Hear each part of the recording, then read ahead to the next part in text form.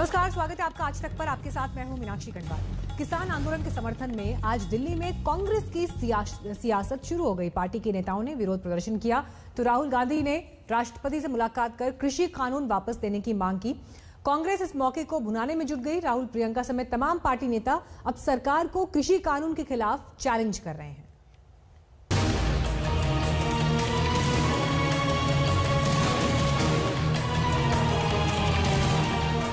29 दिन बीत चुके हैं किसान आंदोलन के। अब राहुल गांधी और उनके नेता सड़कों पर उतरे हैं।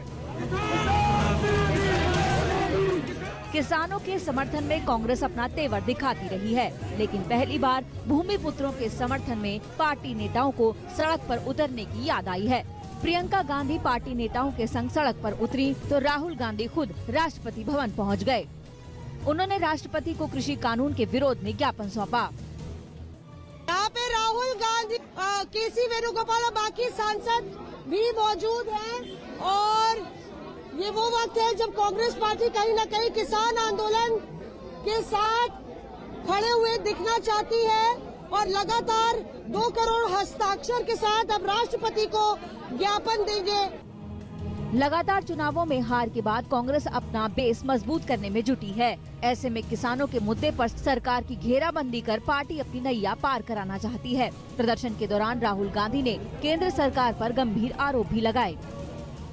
विपक्ष की सब पार्टियां किसानों के साथ, मजदूरों के साथ खड़े हैं और खड़े रहेंगे। जिस प्रकार से ये कानून पास किया गया वो भी बिल्कुल गलत था। बिना डिबेट किए, बिना किसानों से चर्चा किए, बिना मजदूरों से पूछे ये कानून ऊपर से थोप दिए गए हैं और इन कानूनों को हटाना ही पड़ेगा, विद्रोह करना ही पड़ेगा। किसान आंदोलन को लेकर राहुल ने कहा कि जब तक मांगे पूरी नहीं हो जाती तब तक ये प्रदर्शन खत्म नहीं होने वाला है। कृषि कानूनों के खिलाफ दिल्ली में लड़े जा रहे सियासी दंगल में कांग्रेस कूदी, जोरदार तरीके से सरकार पर निशाना साधा। सरकार ने कहा था कि ये कानून किसान के फायदे के हैं और देश को दिख रहा है कि किसान कानून के खिलाफ खड़ा हुआ है। और मैं प्रधानमंत्री जी से कहना चाहता हूं कि ये किसान हटेगा नहीं। प्रधानमंत्री को ये नहीं सोचना चाहिए कि किसान और मजदूर घर चले जाएंगे, नहीं जाएंगे। जब तक ये कानून वापस नहीं लिया जाएगा, जॉइंट सेशन कीजिए और कानून को एकदम वापस लीजिए, क्योंकि किसान वापस नहीं जाने। किसानों को कोई बरगला नहीं सकता। बहुत समझ है उनमें, बहुत विवेक है। अगर आज वे बॉर्डर पे बैठे हैं 1 महीने से इस ठंड में तमाम संघर्ष को झेल कर, तो ये जाहिर है कि उनको दुख है कि ये उनका संघर्ष है। इसका राजनीतिकरण कोई नहीं कर रहा है। ये हम एक राजनीतिक दल है, उनका समर्थन करने की हमें पूरा हक है। प्रियंका गांधी पार्टी के अन्य नेताओं के साथ विरोध प्रदर्शन करने उतरी। बस में सवार होकर पार्टी नेता राष्ट्रपति भवन के लिए निकले, लेकिन दिल्ली पुलिस ने उन्हें आगे नहीं बढ़ने दिया। कोरोना गाइडलाइंस का हवाला देते हुए पुलिस ने सभी को हिरासत में ले लिया।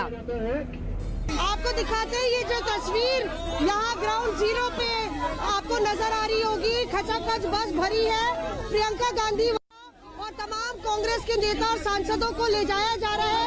उनको 10 जनपद के बाहर हिरासत में ले लिया गया है और तमाम सांसद उसी बस में मौजूद हैं। ठीक सीधी तस्वीरें आप देख रहे हैं उसी बस से। हम लोग भी उसी बस में मौजूद हैं सारी जानकारी देते हुए। और यहाँ पे उसी बस में कहाँ ले जाया जा रहा है कांग्रेस के नेताओं को ये पता नहीं। हिरासत में लिए गए कांग्रेस नेताओं को पुलिस मंदिर मार्ग थाने ले गई। हालांकि कुछ ही देर बाद सभी को रिहा कर दिया गया।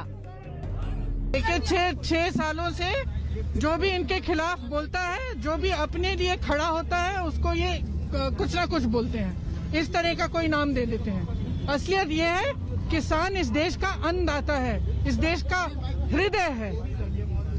अगर वो बैठा है उसका आदर होना चाहिए, उसकी इज्जत होनी चाहिए, उससे बात की जानी चाहिए, उसकी आवाज सुनी जानी चाहिए।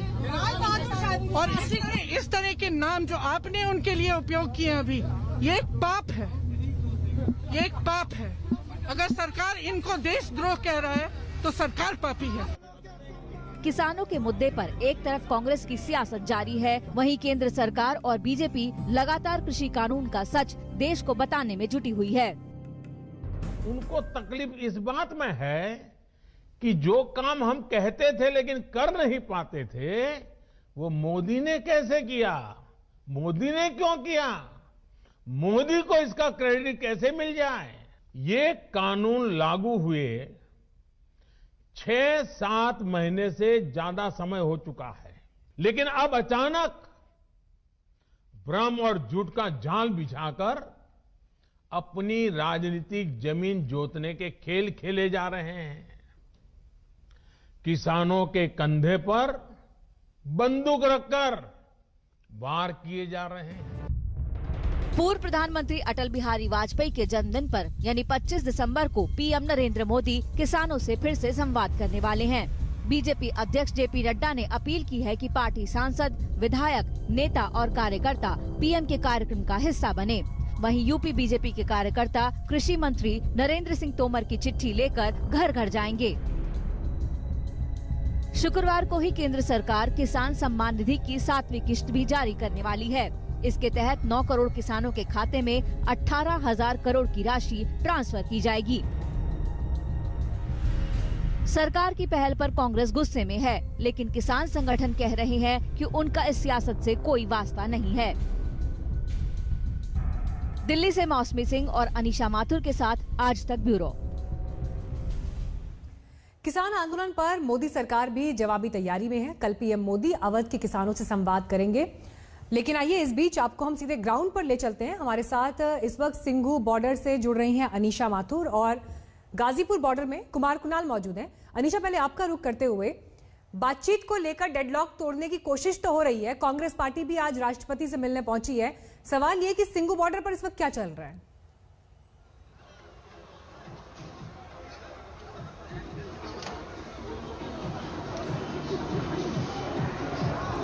चलिए अनीशा से हम संपर्क करेंगे। कुमार, यही सवाल मेरा आपसे भी है, क्या चल रहा है इस वक्त किसानों के बीच? देखिए, किसानों के बीच जो साफ तौर पर है कि प्रस्ताव लगातार केंद्र सरकार की तरफ से आ रहा है, जो विपक्ष की राजनीति है वो भी हो रही है, लेकिन इस बीच जो किसान हैं वो डटे हुए हैं। आपको चौतरफा तस्वीर हम दिखाते हैं कि क्या नजारा है इस समय, क्या तस्वीर है इस समय गाजीपुर बॉर्डर की, और इस बीच किसानों का क्या रुख है। आप लोगों के पास लगातार सरकार से प्रस्ताव आ रहे हैं, क्या आप लोग अब आगे की रणनीति? ऐसा सरकार से प्रस्ताव नहीं आ रहे, सरकार गुमराह कर रही है।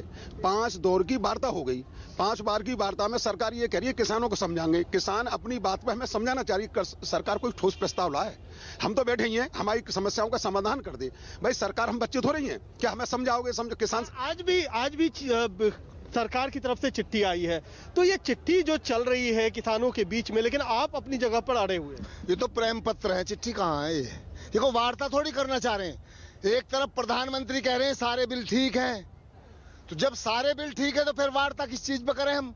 किसान कह रहा हमारे फांसी है बिल, तो किस चीज पे बात होगी ये बताओ। बात अटकी पड़ी हुई है, कहाँ बात हो, किस चीज पर हो।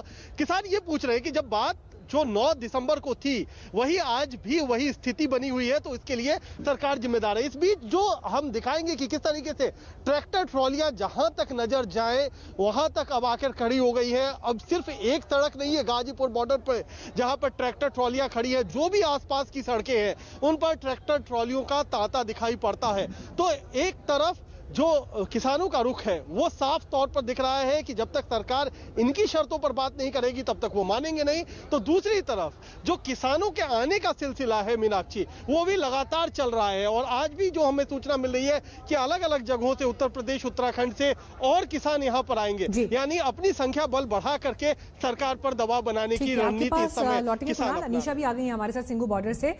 ये बताइए अनीशा, सरकार की तरफ से जो चिट्ठी भेजी गई है, अभी किस तरह का रिस्पॉन्स सिंघू बॉर्डर से निकल कर आ रहा है?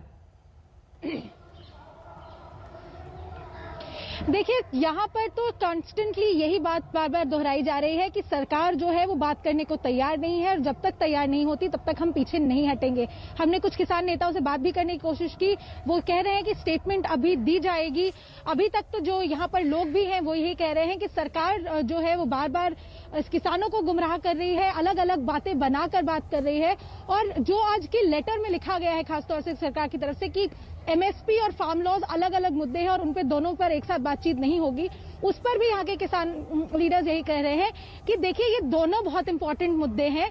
फार्म लॉज को रिपील करना भी हमारे लिए उतना ही जरूरी है जितना एमएसपी की गारंटी। इसलिए अगर सरकार ये सारी बातें करने को तैयार नहीं है तो आगे बातचीत के रास्ते सरकार बंद कर रही है, लेकिन हम इस पर जवाब अभी देंगे, ये फार्म लीडर्स की तरफ से अभी कहा जा रहा है। शुक्रिया अनीशा आपका इस जानकारी के लिए। कुणाल आपका शुक्रिया इस जानकारी के लिए। अपडेट्स के लिए आते रहेंगे आपके पास। तो लगातार किसान आंदोलन पर डटे हुए हैं, 29वां दिन है। इस बीच सरकार की तरफ से एक चिट्ठी और गई है, लेकिन आपको सुनवाते हैं किसानों का इस पर क्या कहना है। हम कोई, हमारे किसान के अलावा कोई नहीं है, केवल और केवल किसान है और किसान के बेटे भी हो सकते हैं। किसान ही है सब, उसके अलावा कोई नहीं है।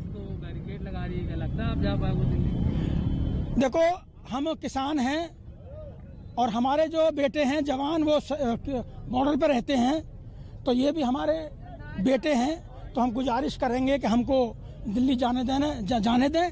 अगर हमारा प्रयास रहता है तो ठीक है, अदरवाइज हम यहीं ज्ञापन देंगे और उनसे विनती करेंगे और हम यहीं बैठेंगे। आपकी डेजिग्नेशन क्या है? पूरा नाम और मेरा नाम विजेंद्र सिंह रावल है और मैं गौतम बुद्ध नगर का किसान संघर्ष समिति का अध्यक्ष हूँ। गुरुदेव सिंह नाम है मेरा। मैं ग्रेटर नोएडा पाली गांव से आया हूँ। मैं भी किसान हूँ और किसान की पीड़ा को मैंने महसूस किया है।